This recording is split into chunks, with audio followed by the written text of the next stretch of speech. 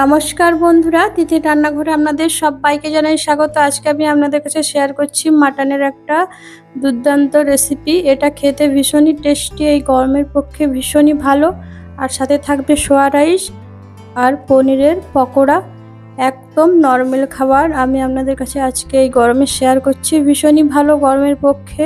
পুরো রেসিপিটা প্লিজ বন্ধুরা শুরু থেকে শেষ পর্যন্ত দেখবেন, আপনাদের খুব ভালো লাগবে। ভালো লাগলে প্লিজ আমার পাশে থাকবেন, আমাকে সাপোর্ট দেবেন। এখানে আমি পনির নিয়েছি, পনিরগুলোকে চৌকো চৌকো করে কেটে নিয়েছি। দুটো পনির একটু বড় সাইজের কেটেছি, আর সবগুলো ছোট বড় করে একই সাইজের কেটে নিয়েছি। এখানে পনিরগুলো চাইলে একটু উষ্ণ গরম জলে ভিজিয়ে রাখবেন, না চাইলেই কেটেই বানিয়ে নেবেন। আমি এখানে বানিয়ে নেব কর্নফ্লাওয়ার দিয়েছি এখানে 2 চামচ মতন, আর দিয়েছি লঙ্কার গুঁড়ো, লবণ, অল্প পরিমাণের হলুদ গুঁড়ো, লেবুর রস দিয়েছি, পাতিলেবুর রস দিয়ে এইভাবে গোলাটা একদম পাতলা করে বানিয়ে নিতে হবে। তেলটা আমি উনুনে বসিয়ে দিয়েছি, দিয়ে গরম করে নিয়েছি। একে একে পকোড়াগুলো দিয়ে ভেজে নিচ্ছি। বেশি হাই করলে হবে না, মিডিয়াম আঁচে করে ভেজে নেব। আপনারা চাইলে এটা আরও ফুলকো ফুলকো করতে পারেন, এতে চালের গুঁড়ো অ্যাড করতে পারেন। আমি এখানে দুটো বড় সাইজের ভেজে তুলে নিয়েছি, বাদ বাকিগুলো এইভাবে ভেজে নেব। পনিরগুলো সবগুলো ভেজে নিয়েছি, এবারে তুলে নেব। পনিরগুলোকে একদম অল্প মশলা দিয়ে ভেজেছি, যাতে করে গরমে সবার খুব খেতে ভালো লাগে। সব পনিরগুলো ভাজা হয়ে গেছে, এবারে নামিয়ে নেব। আর মাটনটাতে মশলা মাখিয়ে নেব। মাটনটা ভালো করে পরিষ্কার করে জল দিয়ে ধুয়ে নিয়েছি। এখানে আমি 1.5 কিলো মাটন নিয়েছি। দিয়ে দিয়েছি সরষের তেল, হলুদ গুঁড়ো, আর এখানে কিছু গোটা মশলা নিয়েছি, দারচিনি, এলাচ, লবঙ্গ, গোলমরিচ, পারলে শাহি জিরা দেবেন। আর এখানে দিয়ে দিচ্ছি গোটা একটা শুকনো লঙ্কা, তেজপাতা একটা। ভালো করে মশলাটা দিয়ে মাখিয়ে নিতে হবে। আপনারা চাইলে বেটে নিতে পারেন। এখানে জিরে গুঁড়ো, ধনে গুঁড়ো, গরম মশলার গুঁড়ো,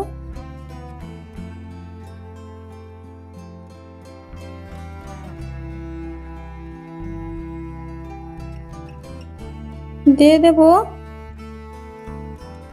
কিছুটা পরিমাণের লবণ,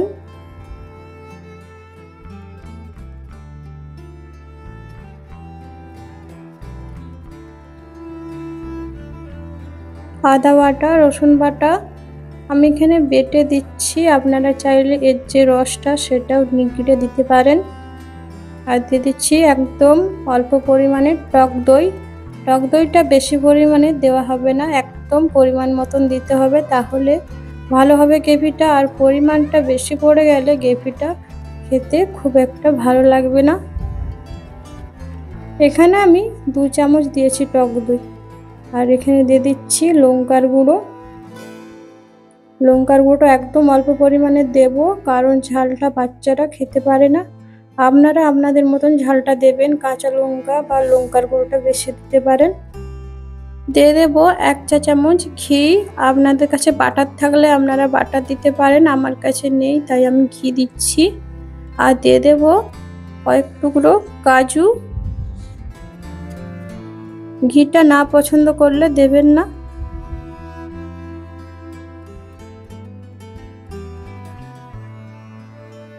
এখানে কাজুগুলো ছাড়িয়ে নিয়েছি। কাজুগুলো দিয়ে ভালো করে হাত দিয়ে মেখে নিতে হবে, ম্যারিনেট করে কিছুক্ষণ। এটা আমি প্রায় 1 ঘন্টা মতন ঢাকা দিয়ে রাখলে ভালো হয়, এটা আমি আধ ঘন্টা রেখে দেব। আর পেঁয়াজগুলো এইভাবে বড় বড় সাইজ করে কেটে নিয়েছি, এতে দেব না। ভালো করে হাত দিয়ে পেস্ট করে নেব, দিয়ে ঢাকা দিয়ে রেখে দেব আধ ঘন্টা মতো। 1 ঘন্টা না রাখলেও হবে, আধ ঘন্টা মতন রাখতে হবে, যাতে করে এর সাথে সব মশলাগুলো সেট হয়ে যায়, তাতে ভালো হবে মাটনটা। ভালো করে হাত দিয়ে কিছুক্ষণ এইভাবে মেখে নেব। এই গরমে অবশ্যই এই রেসিপিটা একবার বানাবেন, আপনাদের আশা করি খুবই ভালো লাগবে, কারণ এটা খেতে একদম আলাদা, ভীষণই ভালো লাগে। একবার এভাবে বানাবেন, কেমন লাগে অবশ্যই আমাকে জানাবেন। এই গরমের পক্ষে এই মাটন রেসিপিটা খুবই দুর্দান্ত, একদম শরীর খারাপের কোনো ভয় থাকে না এবং খেতে খুবই ভালো। এটা আমি কিছুক্ষণ আধ ঘন্টা মতন ঢাকা দিয়ে রেখে দেবো আর সোয়া রাইসটা বানিয়ে নেব। সোয়া রাইসটা একদম এই গরমের পক্ষে পারফেক্ট একটা রাইস, অবশ্যই একবার বাড়িতে বানাবেন, এতে কোনো পেট খারাপ হওয়ার কোনো ভয় থাকে না। একদম সিম্পল সাধারণভাবেই বানাবো, আপনারা দেখুন, দেখে একবার বানাবেন প্লিজ। আমি এগুলো মেখে রেখে দিচ্ছি। আগে থেকে আমি রাইসের জল দিয়ে হাঁড়িটা বসিয়ে দিয়েছি আর জলটা খুব সুন্দর ফুটেছে। এতে দিয়ে দিয়েছি আগে থেকে সবুজ মটর, লবণ আর কিছু পনির দিয়ে দিয়েছি গরম জলে। আর পনিরগুলো খুব সুন্দর সফট হয়ে ফুলেছে। এবার নামিয়ে নেব পনিরগুলো। আর এতে একে একে দিয়ে দেব তেজপাতা আর দারুচিনি, জয়িত্রী, বড় এলাচ, ছোট এলাচ, দুটো তেজপাতা, আর এখানে কিছুটা আমি সাদা তেল দিয়ে দেব যাতে করে ভাতটা ঝরঝরে হয়। আর লবণ অল্প দিয়ে দিয়েছি। আর এখানে কিছু কাজু নিয়েছি, দিয়ে দিচ্ছি। এই রাইসটা একদম মশলা কম এবং ভেজাল মুক্ত। এখানে সোয়া বড়িগুলো গরম জলে দিয়ে ভালো করে নিকড়ে ভেজে নিয়েছি। আর এখানে রাইসটা ভালো করে ধুয়ে পরিষ্কার করে জলটা ফেলে জলে আধ ঘন্টা মতন ভিজিয়ে রেখে দিয়েছিলাম। চালগুলো দিয়ে দিয়েছি জলের মধ্যে, দিয়ে এটা সোয়াবিন দিয়ে ফুটে নেব। একদম কম মশলা কম খরচায় আমি বানাচ্ছি, আর গরমের পক্ষে ভীষণই ভালো। একদম পেট খারাপের ভয় থাকে না এই রাইসটা খেলে, আর খেতে ভীষণই ভালো। নামানোর সময় আমি 1 চা চামচ ঘি দিয়ে দেব। রাইসটা আমি ঢাকা দিয়ে ফুটিয়ে নেব, আর জলটা পরিমাণের মতন দিতে হবে যাতে করে জলটা ফেলতে হবে না, একদম এতে সেট হয়ে যাবে। দেখুন এইভাবে রাইসটা হয়ে গেছে। এতে এর যে জলটা তার ছাঁকতে হবে না, এতেই রাইসের মধ্যেই খেঁচে নেবে।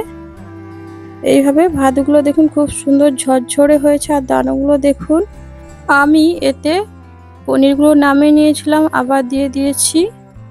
পনিরগুলো নিচতে নেমেছে, উপরে খুন্তি দিয়ে বের করে নেব। নামানোর সময় এটাতে ঘি দিয়ে দেবো, আর চালটা 50% সিদ্ধ হয়েছে, আরও কিছুক্ষণ এইভাবে ঢাকা দিয়ে রেখে দেব।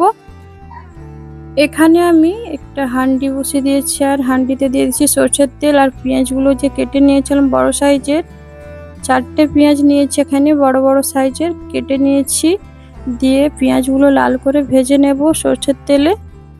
এখানে আপনারা সরষের তেল সাদা তেল দুটোই ব্যবহার করতে পারবেন। পেঁয়াজটা ভালো করে লাল করে ভাজা হয়েছে।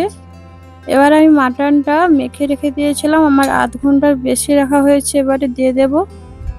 আপনাদের হাতে টাইম না থাকলে আপনারা কম টাইমেও এটা বানাতে পারেন, তাতেও ভালো লাগবে। বেশি টাইম লাগলে একটু ভালো হয় মাটনটা সেট হতে। মাটনটা আমি এইভাবে রেখে দিয়েছিলাম, খুব সুন্দর এর সাথে মশলাগুলো সেট হয়েছে। এবারে দিয়ে ভালো করে কষে নেব। আরো একবার হাত দিয়ে মাখিয়ে নিচ্ছি। হাঁড়িতে দিয়ে ভালো করে মশলাগুলো মুছে দিয়ে দেব, দিয়ে কষে নেব। আপনারা এটা কড়াইও বানাতে পারেন, প্রেসার কুকারে, সবই বানাতে পারেন এই রেসিপিটা। এটা ভালো করে কিছুক্ষণ এইভাবে হাতা দিয়ে কষে নেব। 1 থেকে 2 মিনিট পর্যন্ত এইভাবে কষে এটা ঢাকনা দিয়ে রেখে অল্প আঁচে রেসিপিটা বানিয়ে নিতে হবে, একদম আঁচ বাড়ালে হবে না। এইভাবে কষে আমি ঢাকা দিয়ে রেখে দেব। ঢাকনাটা খুলে দেখে নেব। দেখুন খুব সুন্দর তেল ছেড়েছে। এটা আরো কিছুক্ষণ হাতা দিয়ে কষে নেব। কষে আরো কিছুক্ষণ ঢাকনা দিয়ে রেখে দেব। ভালো করে ফুটিয়ে নিচ্ছি। আঁচটা এই পর্যায়ে একটু বাড়িয়ে নেব।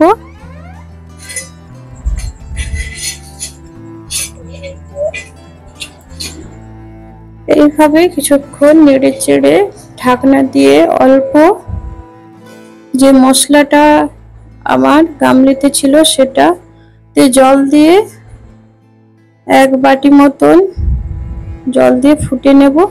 আপনারা চাইলে এটা ঝোল বানাতে পারেন বা গ্রেভিও টাইপের রাখতে পারেন। যেহেতু আমি রাইসে সার্ভ করব তাই এটা বেশি গ্রেভি টাইপের হলে ভালো হয়। আর আপনারা গরম ভাতে সার্ভ করলে তাহলে এটা পাতলা ঝোল রেখে দেবেন। এই রেসিপিটা খেতে দুর্দান্ত, প্লিজ একবার বাড়িতে বানাবেন। এই জামাই ষষ্ঠীতে একদম জমে যাবে এই গরমে। এটাতে একদম পেট খারাপ হওয়ার ভয় থাকে না। খুবই একটা সুস্বাদু রেসিপি, চাইলে একবার বাড়িতে বানাবেন। এটা আমার ফুটিয়ে একদম কমপ্লিট করে নিয়েছি, এবারে নামিয়ে নেব রাইসের সাথে। আজকের রেসিপিটা ভালো লাগলে প্লিজ বন্ধুরা আমার চ্যানেলটিকে সাবস্ক্রাইব করে নেবেন।